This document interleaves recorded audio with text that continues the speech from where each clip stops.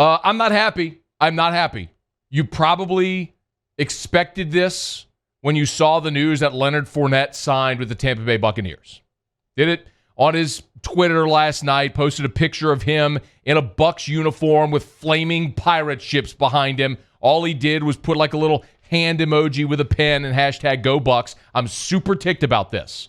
I'm so not happy because 4 months ago, back in April, 4 months ago, at the end of April, I sat on this show and every other platform and said, Saints need to go get Leonard Fournette. At that time, had you traded for him, which would have been a bargain basement like anything, they got no draft pick. You could have offered him a future 7th rounder, and they probably would have taken it. But they got nothing for him. They waive him. At that point, it would have cost you $4.1 million. The Bucs sign him for a $2 million deal that could be worth $3.5 with incentives. Still cheaper than it would have cost you before. And we've been over this time and time again.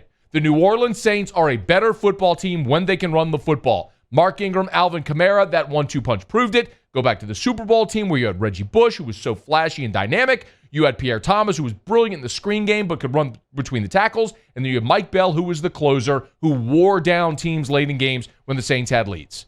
And now you have Leonard Fournette, a transcendent type back available at 25 years old, and you don't feel the urgency to go make a play?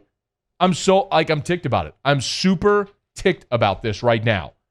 The Saints could have had him for cheap, and now not only did you not get him, but now you have to see him twice this year, including in 10 days. If there is one, maybe potentially little bitty sliver of good news as it relates to this story, it's that you do play Tampa in the opener.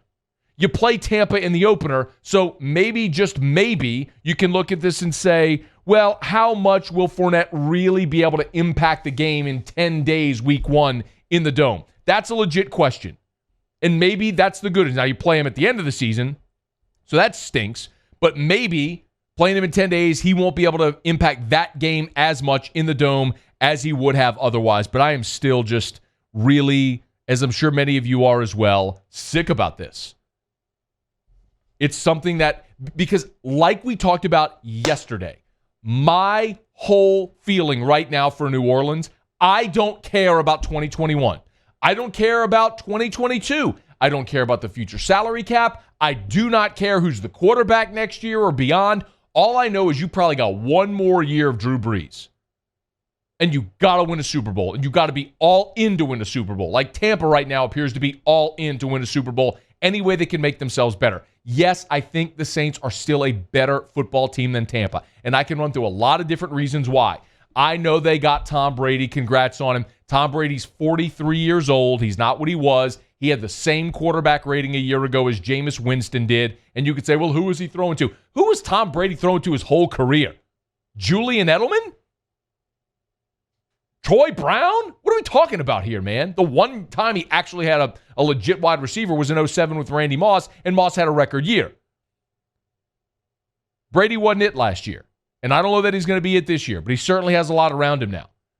People talk about Gronk. Gronk didn't play last year. And the last time we saw Gronk, he had the worst season of his career. You realize Gronk has not played a full 16-game season since 2011? Let me say that again slowly for you. Rob Gronkowski has not played a full 16-game season since 2011. The last time we saw him, he was a shell of his former self. He's been out of football for more than a year. I don't know what Gronk's going to bring. Probably nothing. Oh, they went and signed LaShawn McCoy. Great. 5 years ago, I might have been fearful of that. LaShawn McCoy was a healthy scratch for the Chiefs in their playoff run. I ain't worried about him. Tampa's defense, 29th in the NFL last year in scoring defense. They allowed 28.1 points per game. If you're not good at math, that means they were 4th from the bottom. Only 3 teams were worse defensively than Tampa. Hey, man, the rush defense is really good. That's because everyone threw it incessantly on them because their secondary sucks. And the unit blocking for Tom Brady, Pro Football Focus grades him out as 13th best offensive line heading into this season. Yeah, they added Tristan Wirfs, the big offensive lineman from Iowa, and maybe that'll make him better, maybe not. I don't think Tampa's going on to win a Super Bowl, but more than anything, this at least impedes your opportunity to do so ever so slightly. What if you lose to Tampa in December, and instead of 13-3, you're 12-4, and you're the 2 seed instead of the 1, and now you got to go on the road in the playoffs. That's the and you miss out on the opportunity to land a running back who is an elite talent, better than what you have, at a bargain basement price for 1 year, and it will cost you nothing in the future to do so. Sick over it, man. Hey, thanks so much for watching. Please leave your comments. I love to interact, and be sure to hit the red subscribe button below.